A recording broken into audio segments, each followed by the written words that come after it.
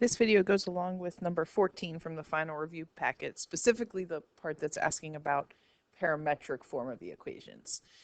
So let's just talk about the calculator piece, because on a multiple choice test, as long as you can get that calculator set up, you should be good to go with this. So let's look at the calculator. We want to be obviously in parametric mode.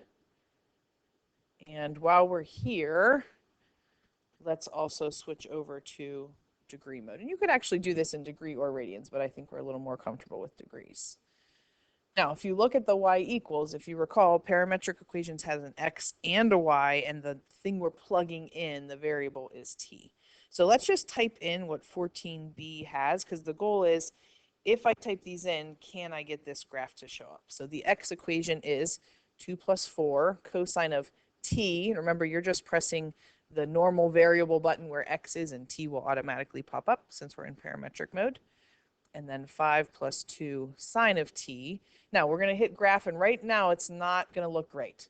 We see just a tiny little speck, but that's because if we're plugging in t, which is our degrees, it's only showing us between 0 and 6.28 degrees what our output would look like. So let's just change this to 360.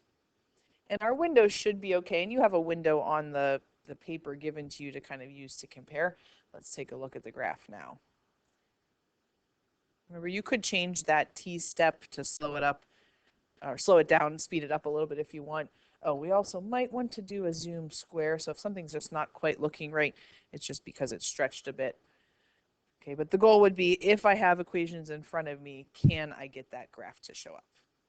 Okay, so again, one more time.